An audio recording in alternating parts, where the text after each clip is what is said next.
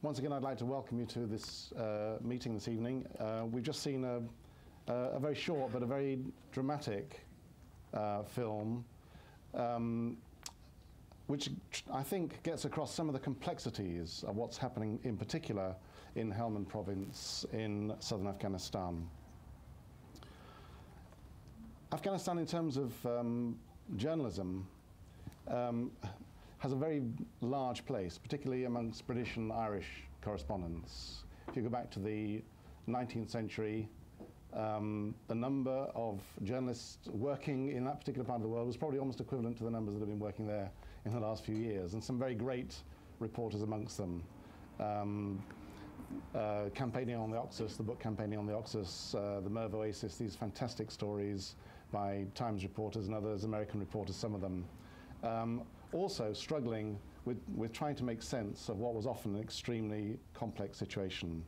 And I think that what Stephen Gray has done in his most recent book, this book that we're all here to look at and to talk about tonight, is to try and to make sense of these extraordinary complexities. There are many, many stories within Stephen's book. It's not the one great battle, it's not necessarily even the turning point of the war or anything like that. It's attempting to show what a complex and a difficult war the coalition armies are engaged in. And I should just add, incidentally, that tonight there are some people here who have been part of the events that we've just seen on the screen in front of us. So perhaps just to start this meeting, we could ask Stephen if he could explain the relationship between this short film and the book that's now over here. Thanks very much, and thank you very much for all of you for coming, including, as Nick said, some of the stars of the film that we just saw, who were with me out in Helmand, who I was with, who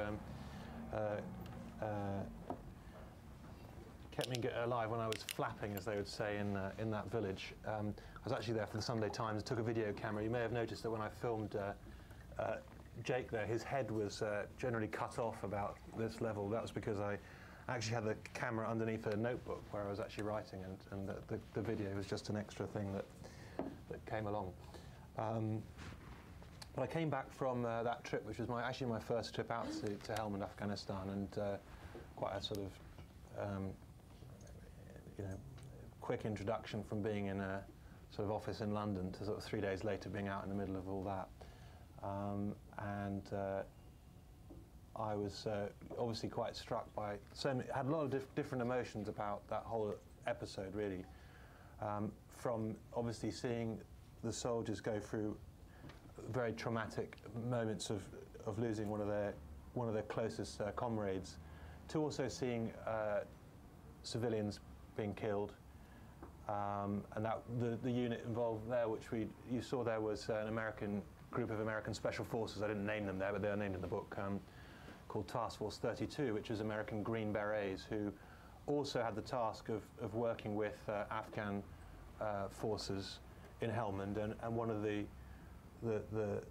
things I try and deal with in the book is the different layers of complexity of what makes up what's going on there. There are many different forces involved there we just don't generally get to see.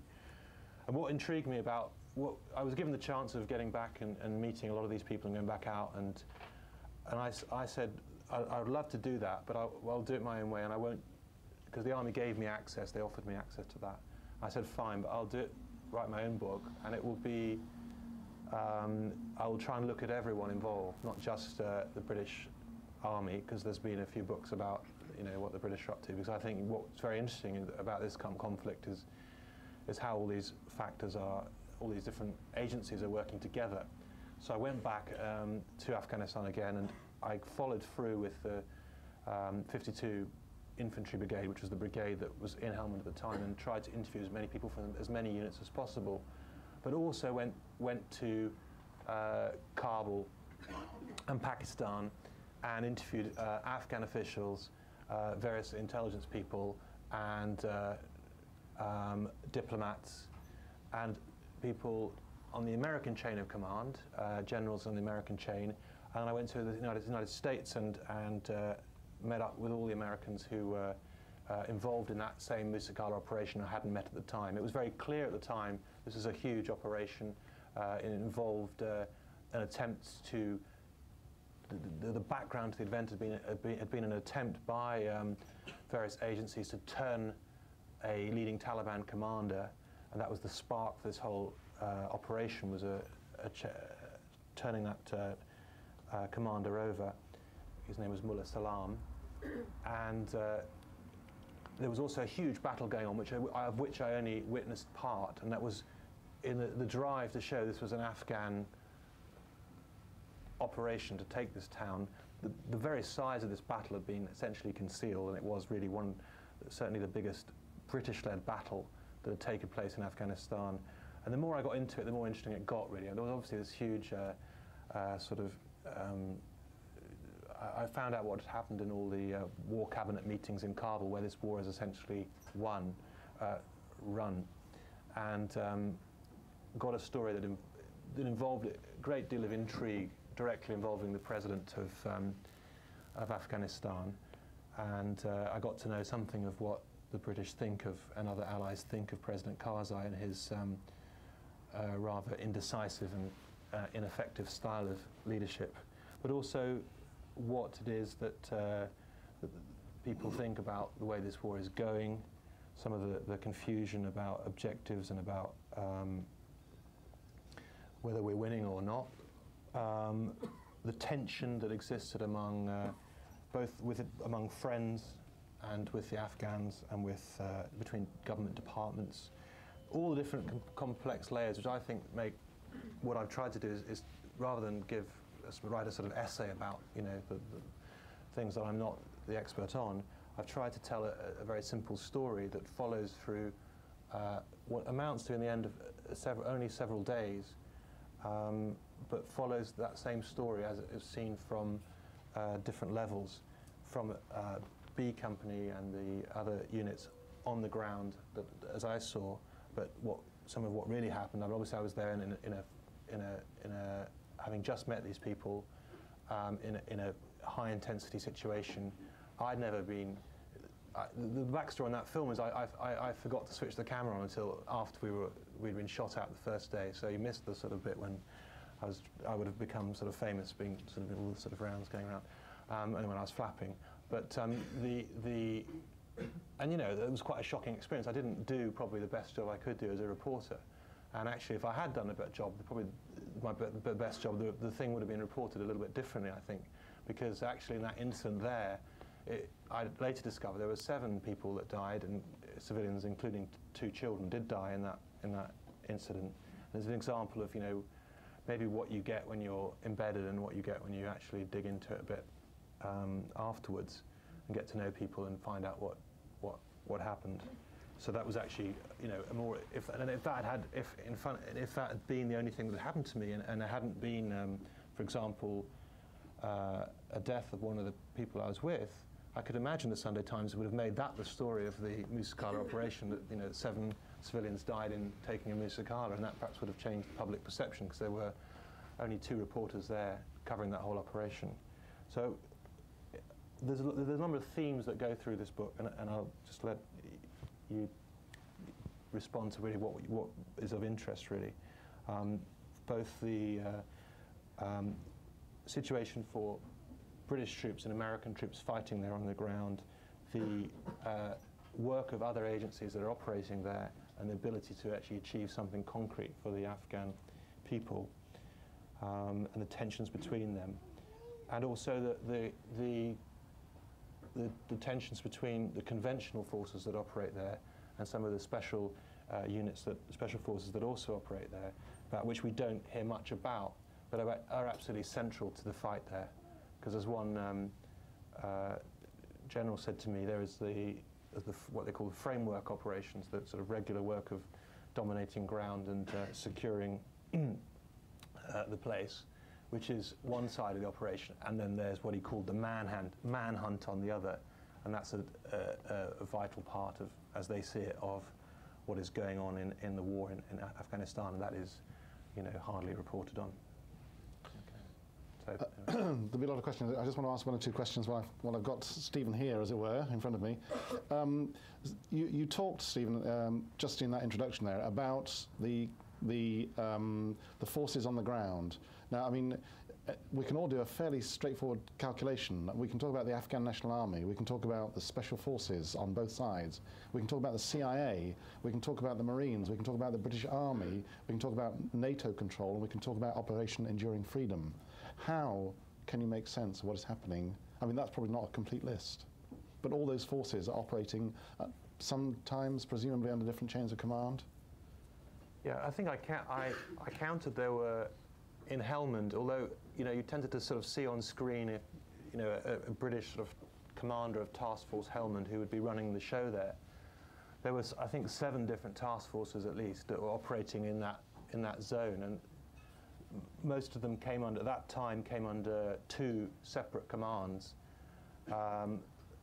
Operation Enduring Freedom, which is an American coalition command, which was separate, and NATO, and some American forces were under NATO, and some, particularly the special forces, were not. There was coordination between them, but it was a fairly sort of chaotic coordination. And I think one of the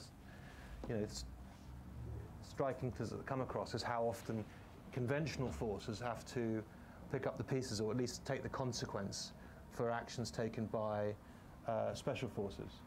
I mean, you saw that in a microcosm in the village there, where obviously people, I think we worked out there were 5 different people, units all fighting in that village at once where I was there. There was Afghans, there was American Special Forces, there was actually US Airborne were doing fire support on the hill. There was the Taliban obviously were also, firing as well. And there was the British Army, and then there was the civilians as well, all caught up in this sort of complex situation. But, obviously the Afghan people regard us foreigners as one, and therefore there's an incident at the end of my book where I talk about what happened to the 40 Commander, the Royal Marines, who were holding a lot of ground in the Helmand Valley, and constantly having to pick up the consequences of what was happening in special force raids, where civilians were being killed, not deliberately, but that was the consequence of the way that some of these operations took place. And they were not always told in advance that these were going to happen. So that in one instance in a base just south of Sangin, they heard some firing in the night. They didn't know what it was. And the next thing they saw the next morning was a truck drive up to the base with, I think, 12 bodies on board, or maybe there was more actually, about 18 bodies on board. It was an entire family had been wiped out, except for an 11-year-old kid, an extended family of about 11 people, because they'd been living in a compound which had also been used for a Taliban sort of council of war. So there'd been a very accurate strike on a Taliban meeting, but it also, because of the nature of the weapons used, there's a special force gunship had been used to sort of strafe the area and essentially kill those people that were moving around in that area. Those Royal Marines were absolutely distraught, because they hadn't been told about this, and they were trying to make friends in that area and to deliver sort of a doctrine of counterinsurgency whereby you only win by winning over people in the area you operate in. And yet they had to then pick up the consequences of this actions taken by another unit, but also operating under a separate command. I mean, I think some of that has changed, but that was the situation when as I looked into it then. Okay, can I ask for people to make comments or ask questions from the floor?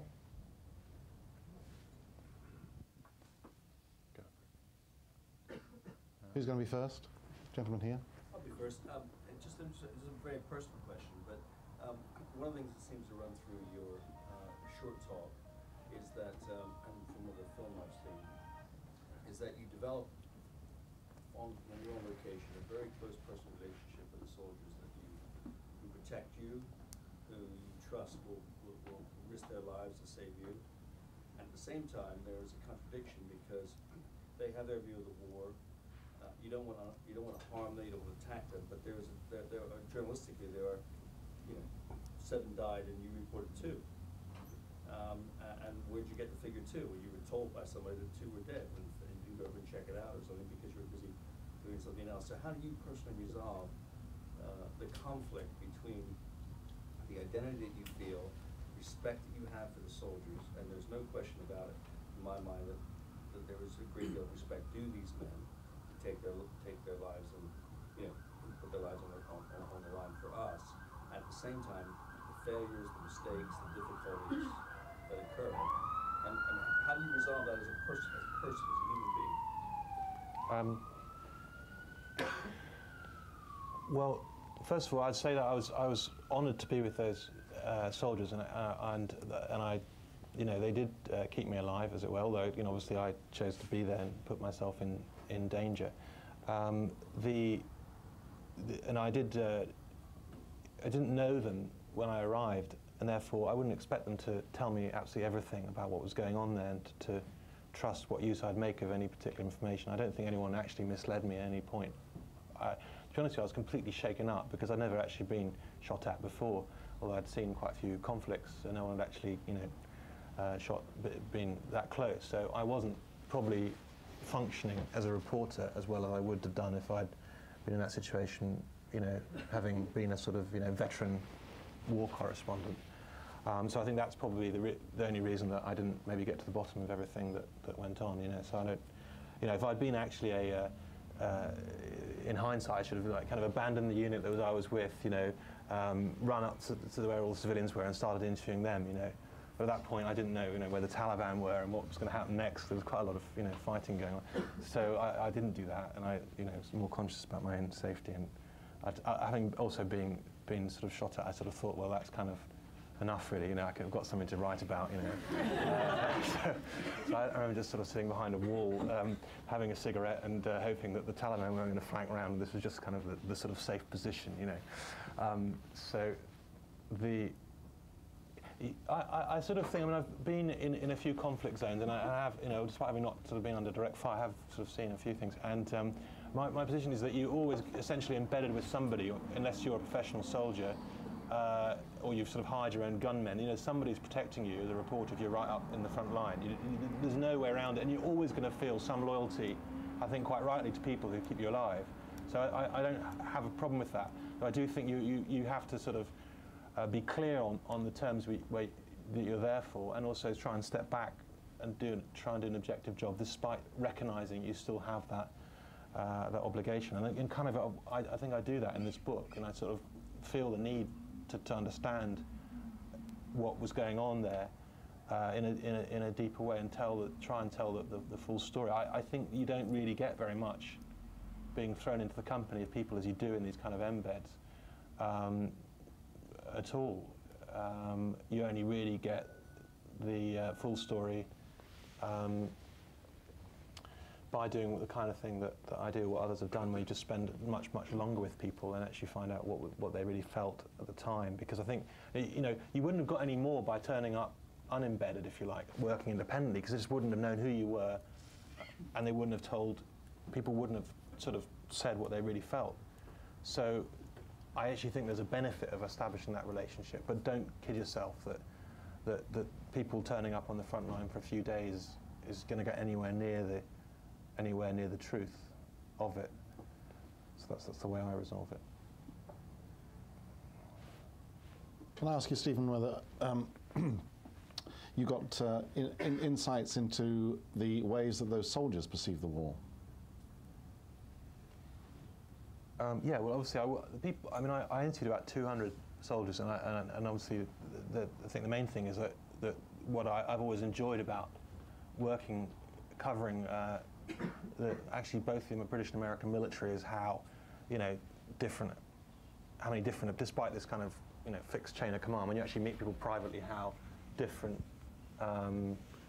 people's views are. And I remember watching Fahrenheit 9/11 for the first time in Basra with the British Army. He said, well, there's a great new film about the Iraq War, you know, come and watch it, which is all about how bad this whole war was. But I remember finding it very difficult to find any British officer there who actually thought the war had been a good thing.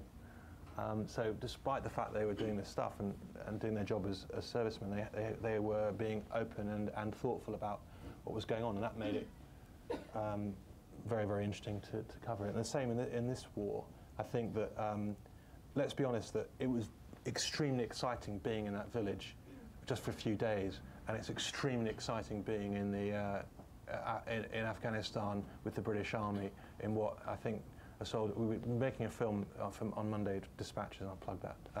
And we interviewed a couple of members of B Company, and one of them said, you know, yeah, Afghanistan, infantryman's wet dream, you know. The people love it, certain aspects of it, you know, and it's all mixed up. There's all these horrible things, you know, seeing your friends in pieces, you know, I mean, literally in pieces, blown up, you know, the absolute horror, or coping with some of the other horrific things that they have to go through, as well as you know, the raw excitement of it all. And so that obviously colours people's viewpoint. It's not, you know, people don't join the army primarily because they take political views on things, and I'm not sure you want an army that took very strong political views on things, because they clearly would no longer be accountable to you know, the government, the democratically elected government. So, having said all that, there's a lot of debate about what's been going on in Helmand, and I don't think that's really come across in the media or in a lot of stuff that's been written so far. A lot of feeling that the intelligence that took us into Helmand was wrong, that the enemy is totally misunderstood, that what you have there is a rebellion. The enemy has almost got, you know, most of the enemy that people are fighting has got almost nothing to do with terrorism or Al-Qaeda. That there is it's an insurgency, you know, a rebellion by people there, and people are fighting the foreign troops that are there for a variety of reasons. Soldiers are put in often very impossible situations where they are undermanned in small numbers, and to defend themselves they have to deploy very heavy weaponry, which you cannot be deployed and fight in a populated area, which this is. The banks of the Helmand River essentially, and its tributaries form the battleground in Helmand. The population lives in that area, and they are amidst the fighting. The Taliban actually, you know, contrary to reports, actually take some care about civilian casualties as well. And one of the sort of almost biblical scenes at the start of a lot of engagements is this. I think the Americans call it the blue stream or something. It's a scene of the two sides. It's quite sort of 19th century, and the sides sort of line up. I went on a patrol with some Royal Marines out of Fob Inkerman, and went up to the hill overlooking the green zone, went out for the desert, and, you know, presence made clear that clouds of dust in the air as we drove up there, and the Taliban driving around in motorcycles, telling people to get out because there's going to be a fight. You know, there's lots of different brands of Taliban, and not all of them care about civilians, but some do and some don't. You know, the local ones probably do. The guys that come in from outside do not. But, you know, the ground is cleared of civilians, but these are still people's homes, though. So even though there may not be civilians there anymore left there, this is a sort of pre-arranged operation, if you like. And there's a sort of certain kind of ritual to it, and then there's the exchange of gunfire, and you know, a lot of Apaches come in and bombs get dropped, etc. And Taliban get, I put inverted commas, beaten for the day. Although and then the Marines went back to base, and, you know, kind of both sides actually would say that was a victory, because they'd said, oh, we've beaten the Taliban, and then the Taliban said, oh, we've beaten them off. They went back to their base, you know. And you've got to think there's something wrong in that perception. So but all this is not my view as and it's not. I wouldn't even try and say it's the majority view of anyone. I'm just saying that I've come across a lot of thoughtful people within the military who are challenging what's going on and saying, you know, we're not winning, and this is actually there's a stalemate here, and a lot of this stems from a misunderstanding of why we're there, why people are fighting, and whether the sort of type of operations that have been often used are actually advancing what we're doing or actually taking things backwards. Can I just ask, before I take any of the, is there anybody here that has been in Helmand with the armed forces who'd like to speak on any of the points that Stephen's just talked about? No obligation, but if anybody wishes to talk about some of those points. Maybe a bit later. Lady here. Or over a drink, yes. I realize this isn't what your book is about, but after being there and talking to all the people you talked to, what do you think it's all in aid of, our presence there? Well, I'm actually sort of believe it's kind of as it says on the tin, to be honest with you. I think that, as it says on the tin, I mean, I actually think that it is there. There's basically a national security reason for being in Afghanistan, which is that this is an insecure state that has generated conflict and instabilities, the ripples around the world. What gets me is all the other reasons that are put on it that actually are, to me, false. The pretense of being there for helping the Afghan people. I mean, obviously you can't make the place secure unless you help the Afghan people, but that isn't the primary reason that the British are there.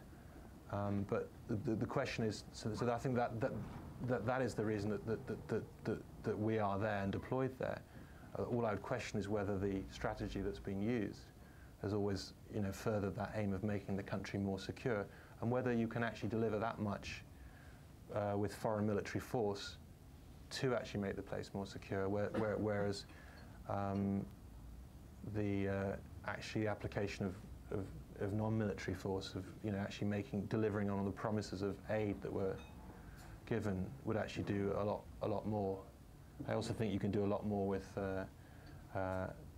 Afghan forces than you can with foreign forces, and that's why I actually think that the people, there's an argument to be made, and I'm not an expert on strategy, but there's certainly, I've heard intelligent people make the case that actually the only forces that should be deployed are forces like the ones you saw, where you have foreign troops there deployed only to support and actually make effective Afghan forces.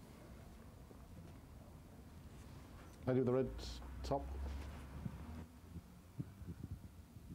I have a question about, given the variety of people you've talked to, from the Afghan government to the soldiers, who's talking about what in terms of long-term strategy? Because what I've seen coming out of the conflict is that the only long-term strategy anyone seems to have is to train the Afghan National Army and the Afghan police. However, just last year there was a 50% shortfall in the trainers needed to meet those goals, and this year they've doubled the size of they want for both of those forces. So who's making any moves towards supporting this long-term goal, and what other long-term goals are being considered?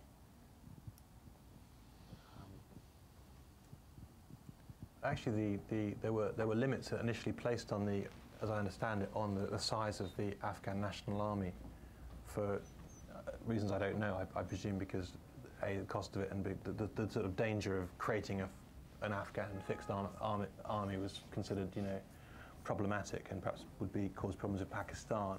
I think in hindsight that's been seen as a very bad decision.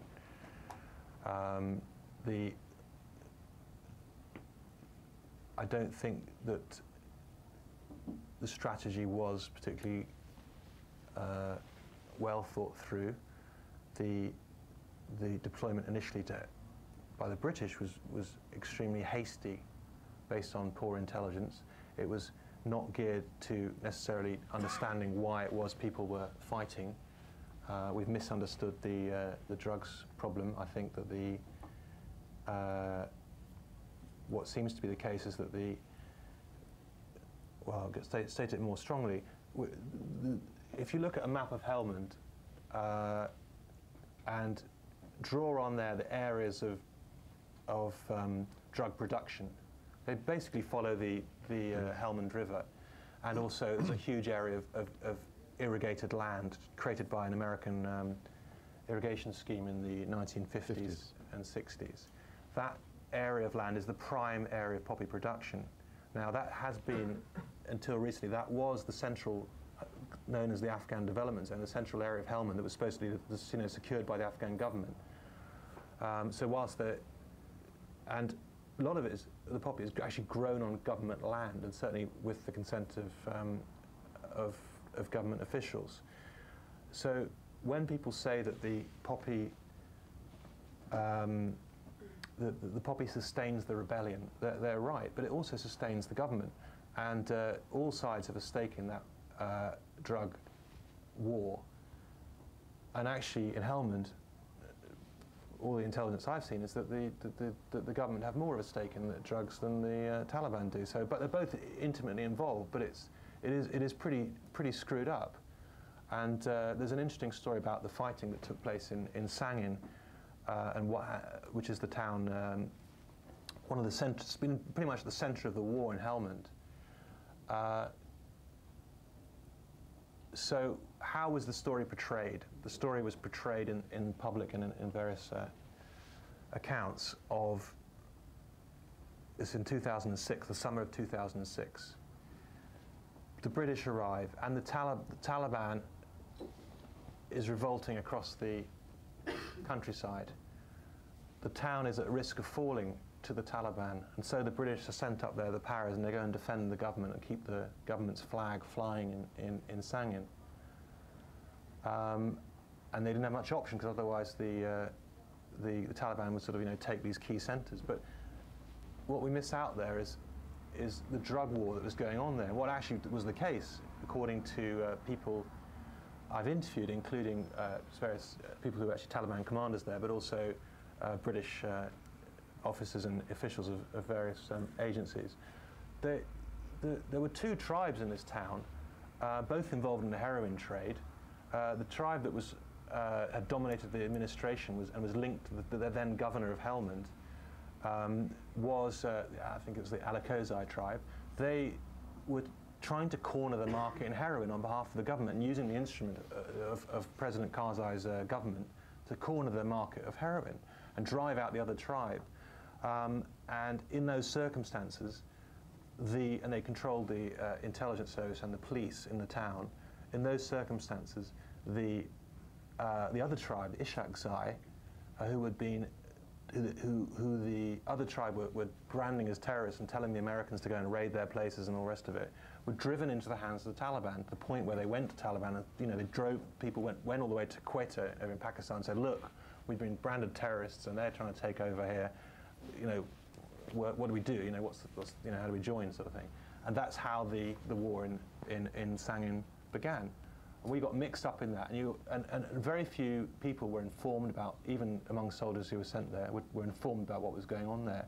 There's a tribal war going on there, a turf war about drugs, and we got mixed up in it, and that's how a lot of the fighting began. So I think in terms of strategic thinking, it wasn't always particularly well thought through as to what we were getting mixed up in there. And of course, once we were there, it did become a test of strength. And to pull out now, to pull out would have been a major victory for the Taliban and the other side, and therefore you get stuck in these positions. I think a lot of initial errors contributed to the situation we're in. Gentleman there. When you were serving or in Afghanistan on the front line, Wasn't serving. Did you see any evidence of private military contractors, as was seen in Iraq with people like Blackwater or Z, as they're now known, or DynCorp or anything like that, in either a training or a security capacity? There's a lot of them about, but they go with reconstruction, and there was almost no reconstruction going on as far as I could tell, in terms of foreign companies that had a significant commitment to do reconstruction projects. In Iraq, the mainstay of those private companies was supporting people who had come to do those things, and that wasn't the case. I mean, there were reconstruction projects going on, and I did see such contractors there doing in support of those things, and there were various the civilians who were deployed to Helmand tended to operate from the government tended to operate with those private contractors, but they were very much kind of part of the setup, bodyguards or whatever, to make them do their job. The big problem is that civilians who've been sent there, for example, as contractors for DFID or the Foreign Office, have really struggled to actually leave the bases and actually see anything of Helmand at all. I think that situation is apparently improving quite a lot, but the real frustration by people who, some of which are quite experienced, who are banned because of health and safety rules of just leaving the central base in the middle of Lashkar and visiting even for a night or two some of the forward operating areas. But I mean, this is a real war of a nature which wasn't there to the extent it was in, in southern Iraq. So actually, people just could not operate, and I still think can't operate in doing development work in much of Helmand, and therefore the opportunities therefore for privateers, if you like, to get involved are much reduced. Come on now. Thank you. What do you make of the recent reports about the new chief executive figure to be installed alongside President Karzai, especially given the West's promotion of a democratic Afghanistan? I don't know if that's true. I mean, it's been an idea that the British have been pushing for at the moment. One of the criticisms of what the structure that was set out, that was agreed after the Taliban fell, and the UN-backed sort of settlement, Bonn Agreement, I think it was, created quite a centralized Afghan system, which is actually pretty similar to the Soviet system of government, where everything was installed, all the local administration was essentially appointed by the presidency, and although there was a parliament, that parliament doesn't have a lot of power. And the British have been pushing quite hard for more of a British type system with the Prime Minister that actually sort of stands, at least, has the sort of day-to-day running of the government. Seems to make,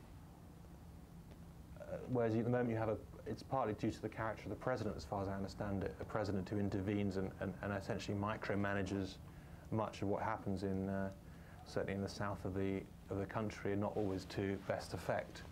And where you have the result of that is that these hand-picked governors don't always have much local support. There is no local democracy going on.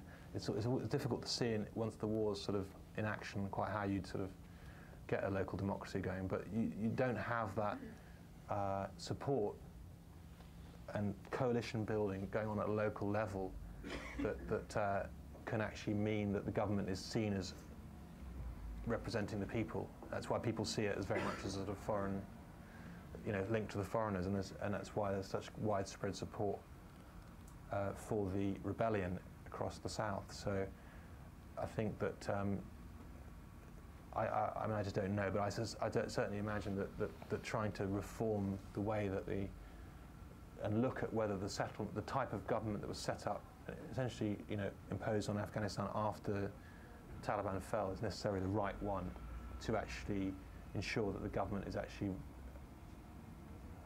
liked by the people, because it is seen as utterly corrupt by the majority of Afghans. There was just an example. I was in the brigade, and they were talking about some operation that was going down in Garmsir, which is a town to the south of central Helmand, which has sort of changed hands several times, is retaken by the British and then securely taken by the US Marines last year. The operation report talked of this police checkpoint, an illegal checkpoint by the Taliban to sort of tax traffic that was coming through, and there was a special operation mounted to tackle that Taliban checkpoint and stop it operating. But there was sort of just a kind of laconic note at the end saying, well, we got rid of that, but of course there is the police checkpoint that was half a mile up the road and asking for exactly the same bribe in monetary terms as the Taliban one was, half a mile down. So sometimes it's hard for people to see which side is the one they really want to support. So. Lady there. just wonder, what is the actual stated aim of the whole mission in Afghanistan? Is it to completely drive the Taliban out, or is it something else? And do you think that that aim is possible to achieve?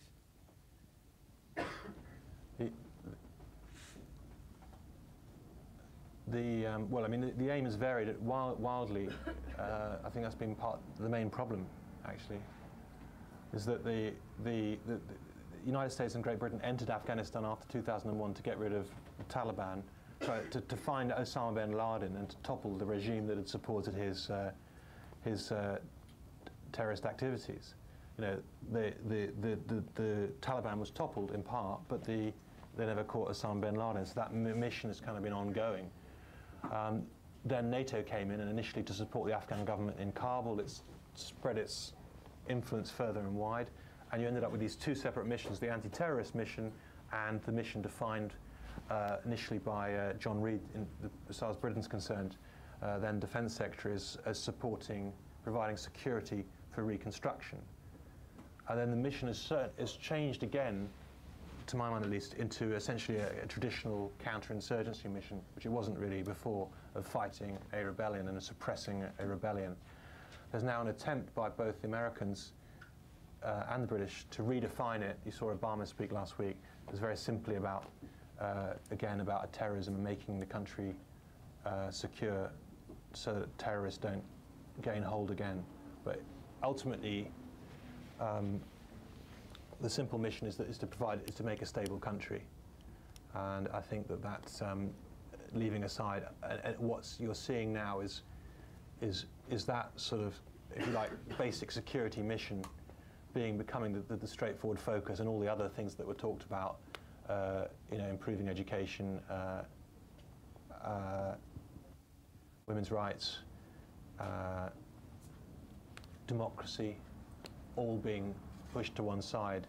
And I think, you know, I think Western governments would be happy to see democracy not succeed, but actually a stable government to be there. And to be honest, I think that is a more realistic goal than trying to claim that all these different other things could happen overnight or rapidly. Yes, lady there. Just in view of that last question, do you feel that our presence, military presence, is somewhat counterproductive in terms of leading the Taliban on and gaining support from them?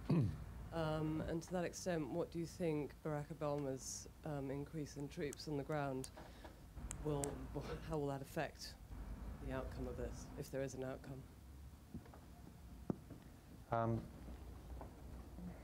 Well, I mean, first of all, I'm not an expert on military strategy. I can tell you what people I've spoken. Yeah, I mean, I think there's a danger of going off half measures of sort of, you know, wounding the tiger but not killing it. So, and I think that's the biggest danger, is that he's sort of announced this whole global thing now. We're dealing with Pakistan as well now, according to Obama. So you really risk inflaming passions, you know, and starting to sort of send drones and special forces into the west of Pakistan really risks further increasing the problem. I actually think that once having got this rebellion is for real, you know. There's a sense in which we talk things up and make them happen, and then they really do happen. You can't ignore that there is a Taliban there, that they are doing amazingly brutal and repressive things, and that they are indeed in alliance with terrorist groups who do have global ambitions, even though the Taliban itself has generally very few global interests, and the people fighting are not, you know, in that game by and large. But they are there is this problem, and it has to be dealt with. And I think actually the biggest danger is that you sort of is talking up what is going to be done, rather than actually taking a much more modest approach that will actually is concentrated on winning the support of the Afghan people. It's a half measure also, because we don't know, until we actually see how it plays out, we don't really know what Obama means, in a sense, because the biggest problem is, if you think of dealing with any counterinsurgencies, as I understand it, The most important thing is that the military side operates in tandem with the civil side, and therefore, whilst there's a destructive element of military force, there has to be, in support of that, and much more, really much more important than that, major measures to actually, on the both political and economic side, to actually ensure that the people support you. And that side has been almost entirely missing, and it will not be sorted out until there's a kind of unity of effort between the government of Afghanistan, which is deeply unpopular in the south and seen as corrupt, and is corrupt, with the military side.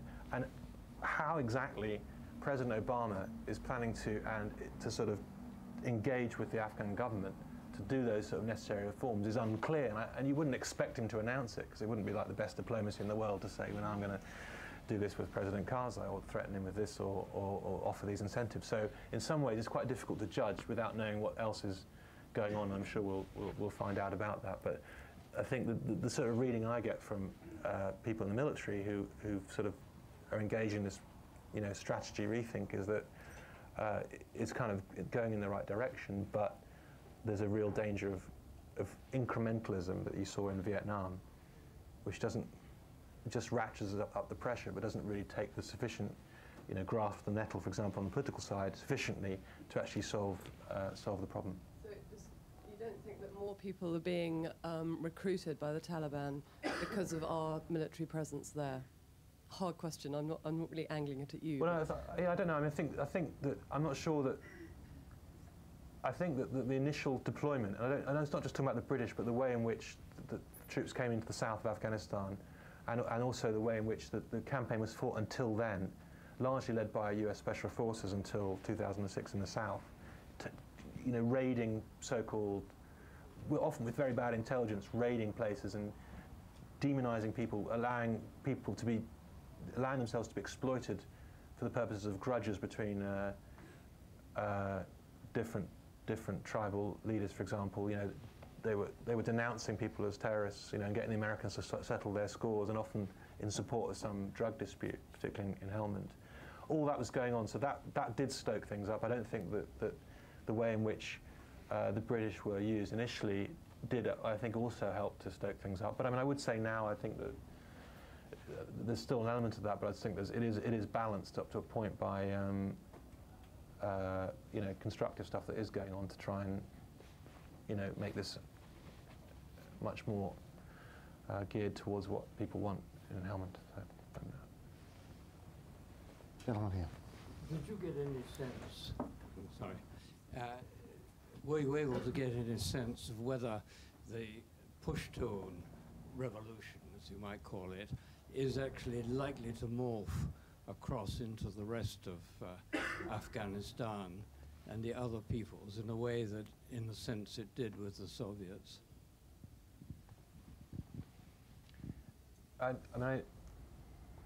Most of what I did was looking at Helmand and not the south. I did speak to, obviously, to people in the sort of command chain and diplomatic side in Kabul.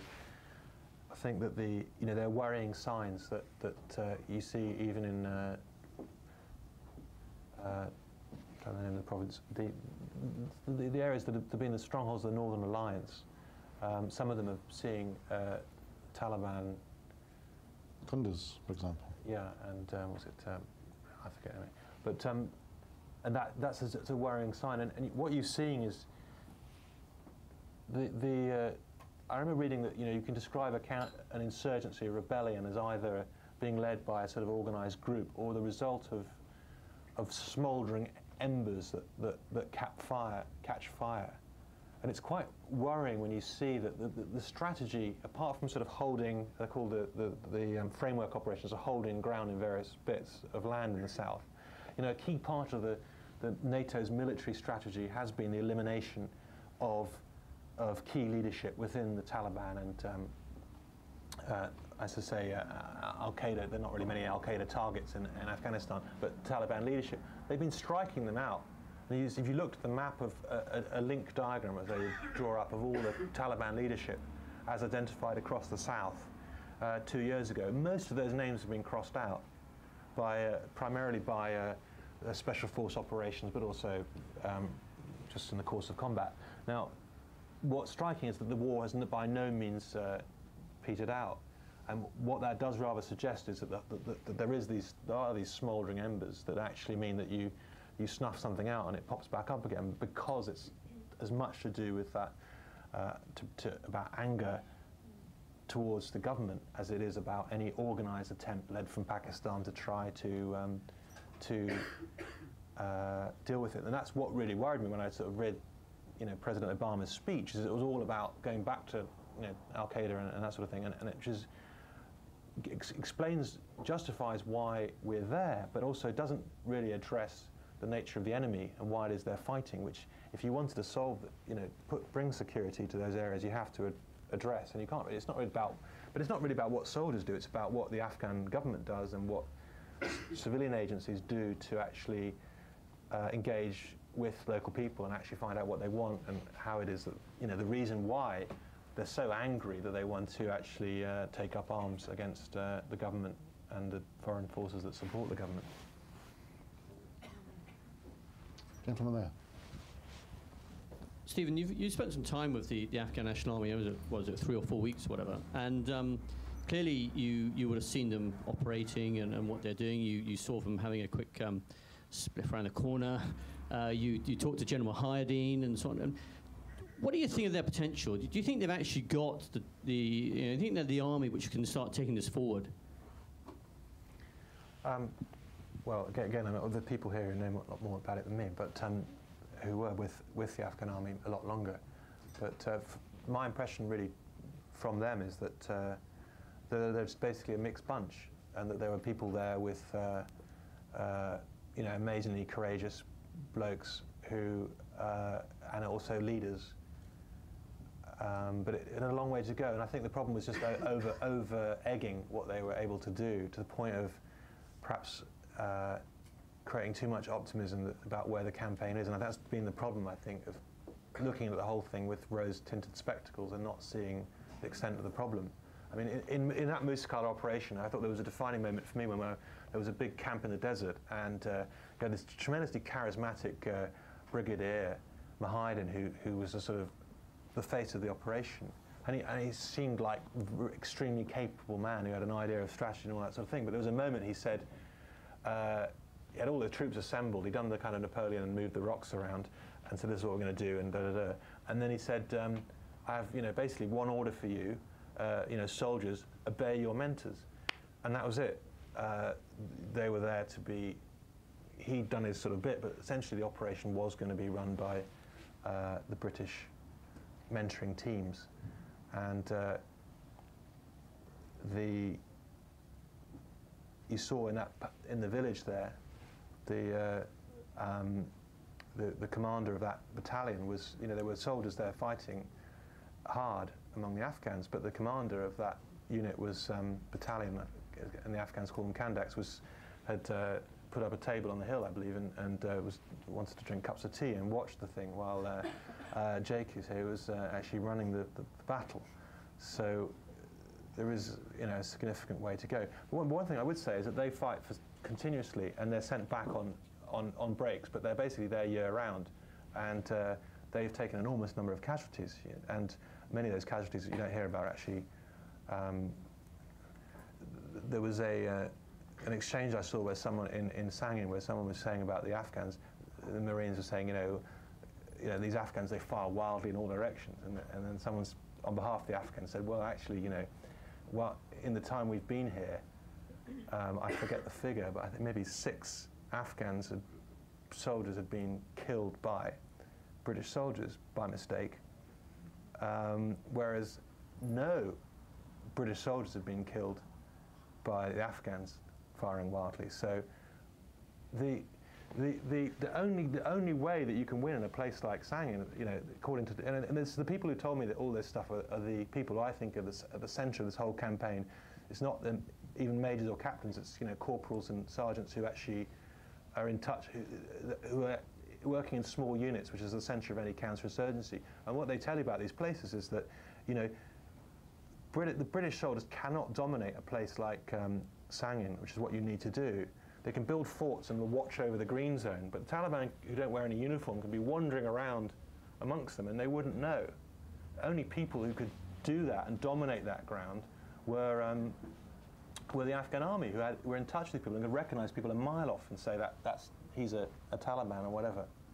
There's another story that someone else from the same regiment, the 2 Yorks, who were based in Sangin doing that job, said was, we're talking about IEDs, and the sort of line is the Taliban are going asymmetric. They're going to guerrilla tactics, and instead of attacking full on, they're blowing people up with these roadside bombs. And what he said was, well, the thing you forget is almost like that IEDs are almost an opinion poll, because you don't plant a bomb in the middle of a populated area without someone seeing it. And therefore, if the fact that these people can plant all these bombs reflects the fact that the people are not telling us that they've been planted there. I mean, obviously they're afraid, but there's a lot of mobile phones around, and people, where it's worked, where the people have got on side and genuinely back the presence of the troops there, they can stop these IEDs because they're told about them. But it's often because of the presence of the Afghan forces that actually that sort of thing has happened, and it's very difficult to say how it would happen without it. So it's kind of like, however bad you might think they might be in combat or how led they need to be, kind of they are at the centre of any kind of possible way of actually winning, I'd have thought. So essentially they are would you say that they are therefore the answer to train up their army, because ultimately, the British will want to leave, and that's the army which will provide the security. Yeah, but briefly, Charlie, I mean, you're an expert. You're an officer in the army, and you know that military strategy better than me. All I'd say is that what I'd relay is that they appear to offer a lot of the solutions. But in terms of on a particular day, if there's 200 Taliban in the hills threatening the town, what do you do? And is it the right? Have we got an Afghan force that can deal with that and all that sort of thing? I'd leave you to tell me, because what I do think is that they are underplayed. I do think that I've heard pretty intelligent people say that actually you could do a hell of a lot more with a lot more people working alongside Afghans than you could trying to do stuff on your own, because there's actually very limited things you can do in this sort of environment, particularly going there for 6 months, these very short tours that the British Army runs. The chance of actually getting to grips with getting to know locals sufficiently so you really understand what's going on, I think is very, very slim. Perhaps I just make a point here that while we're talking about the accuracy or otherwise of Afghans to fire rifles, I think there are plenty of British soldiers and others who can testify very strongly to the ability of Afghans to fire rifles. Yeah, but I testify to the fact that they are also inaccurate. Amongst other soldiers in the Taliban theatre of war, yes. There's been quite a few reports that Hamid Karzai's brother, half-brother, is in charge of a lot of the narcotics down in Helmand, hence his near miss 2 days ago of a massive car bomb. How much, when you're speaking to the locals, do they refer to Karzai plus one, his brother, being the narcotic gang down in... I say for legal reasons, I'll say nothing on that subject.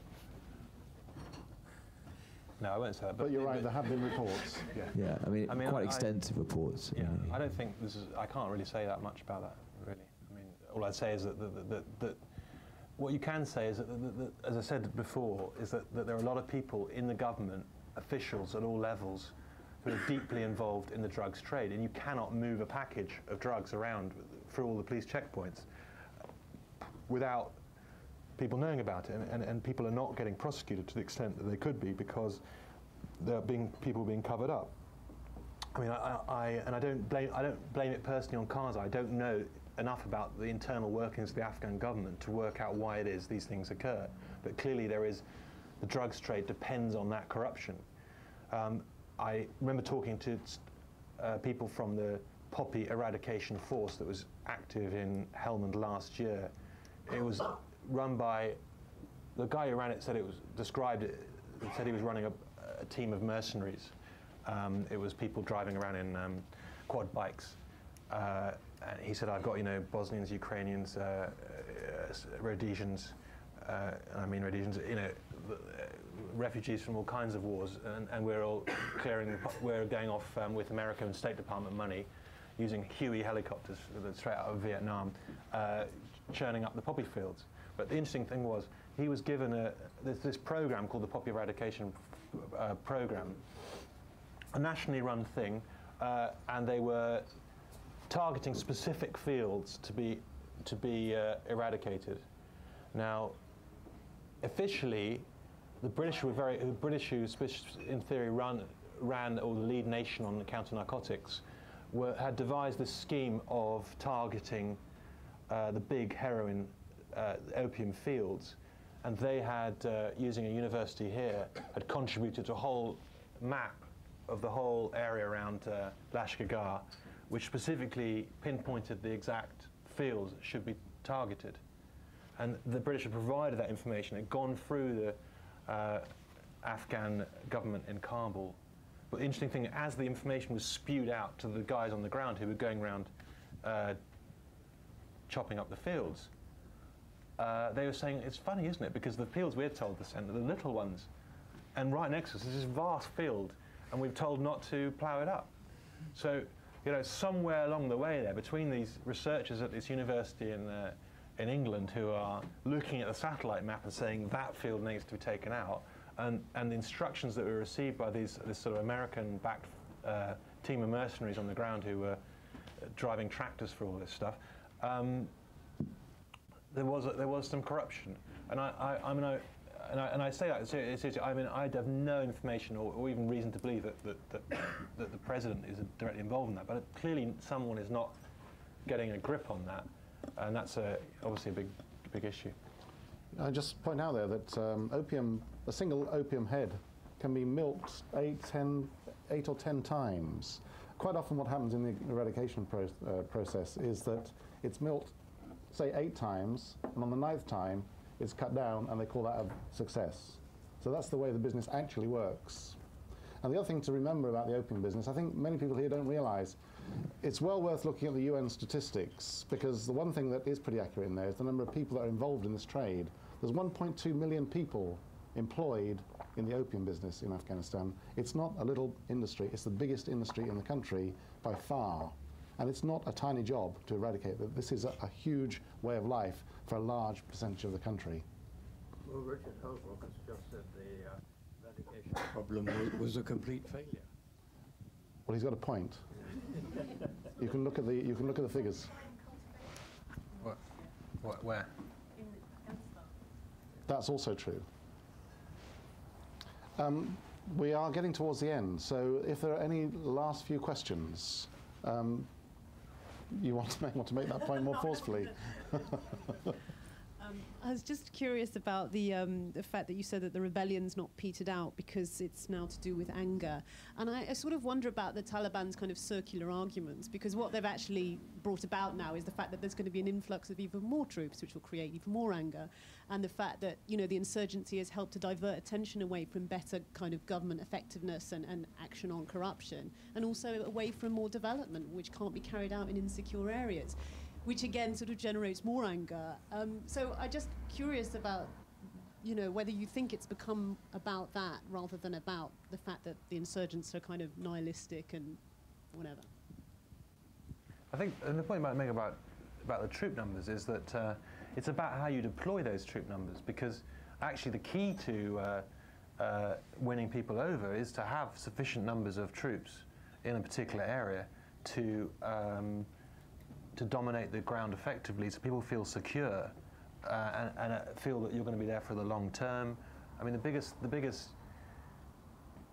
danger is that people are is that they see you win some battle, but they don't know whether you're going to be there tomorrow. So why should they turn to your side when you'll be gone in a few months' time? So if these thousands of more troops are simply going to roam around the countryside, sort of, fighting battles in the hills with groups, going in and continuing with the policy of taking towns one day and abandoning them the next, then it will do absolutely no good, and it will not assuage that kind of rebellion. But if it means that they're going to be used in a kind of controlled fashion to actually ensure that the fighting is kept away from the people sufficiently that actually some of the agencies that are there can actually spend their money and actually spend it not on securing, at the moment where they spend, I mean, almost half the development spend is actually on securing the actual people working on that, which is nonsense. If that can actually, you can provide that security so people can actually do the stuff, and it's seen to be long term, so people actually trust you, then I think it can go some way to ending the rebellion. So I think more troops deployed in the right way are the solution. But if it's more troops to sort of launch another big offensive in the hills and actually cause more damage and outrage people even more, then it's unlikely to be any use whatsoever. One more. Sorry. Yeah, can I stay on the question of enhancing, developing Afghan security forces' capabilities as a way of getting away from this situation where the government is perceived as dependent on foreign military. Mention has been made of the fact that the targets have recently been upgraded to, I think, 135,000 for the Afghan army and 80,000 for the police. When you look at those numbers, they seem to me to be pretty modest numbers, and it's, however, questionable whether they can be recruited and trained in the time frame in which Obama will be looking for progress. So is there a shortcut to enhancing Afghan security capability by, in shorthand, doing an Anbar province in Afghanistan and recruiting either tribes locally to counter those Taliban who can't be reconciled to the government, or recruiting some sort of village militia who can at least provide a stable presence to allow development work to take place? I just wondered whether this was an issue that you're aware of, discussion, and what people thought the prospects were. That's been a major source of discussion. I mean, the British were very keen on something that's called the Community Defence Volunteers, which are supposed to be sort of village militias. There was an American general I spoke to who said, "Oh, that's a very interesting idea, community defence militia volunteers." That's, I thought that's what the Taliban were, but that clearly is the only way that the country of this size, with the forces that are available, can be secured. Is essentially the local deals to ensure security, and that often means dealing with bad guys and warlords and all kinds of people. Because I mean, but clearly it's a matter of the right people being there. But there's absolutely no way that you can just start off and try and do like the Soviets and sort of get this sort of central government going, which is going to sort of extend its rule across the whole country. They haven't even tried, but they have tried in the south and tried very unsuccessfully. And I know that's a major part of what's being discussed at the moment, is to try and invigorate local government to try and actually take away some of Karzai's power and actually get the right people, figures in control in some of these war-torn areas, so that people will not instinctively want to back the other side. I think that's very much at the side of it. There was someone, when I got there, someone described, there was an officer who described, who was involved in this, who described the policy of Sherard Kapkouls, who was the ambassador then and now the UK envoy to Pakistan and Afghanistan. He said that what Kapkouls was doing was, he could characterize as a reverse ethical foreign policy, in that it was not about working with good people, it was about working with bad people, and that you couldn't actually do anything in Afghanistan unless you recognise the fact that you couldn't get to any position of authority there without having done something really bad in the past. But you had to do it, and just trying to, as I say, almost follow the Soviets and trying to create this sort of central government and a common system of government and principles throughout the country was actually one of the reasons why the place was falling apart. Okay. Well, I think we could probably go on for quite a lot longer. There are so many things to talk about in relation to Afghanistan. I think what this evening has showed, we've covered so many subjects here tonight. What this evening showed is that Afghanistan is an extremely complex issue. It's not easily amenable to any straightforward solution. I think that's one of the things that's coming across quite clearly. And I urge you all to, if you don't have a copy already, please do buy a copy of Stephen's book, to begin to get an idea of the questions, the issues that need to be dealt with. It's a book primarily about the role of the military, but all those other issues are there, very much embedded in the text of the book, and I heartily recommend it to you. So, one other point, on Monday night, there's a Dispatches programme, which has been made by Stephen, which is appearing 8 o'clock on Channel 4, Monday night. Copies of the book, I believe, are here, available to be signed by the author, no doubt. And once again, thank you very much indeed for coming along and making it such an interesting discussion. Thank you very much. Thank you.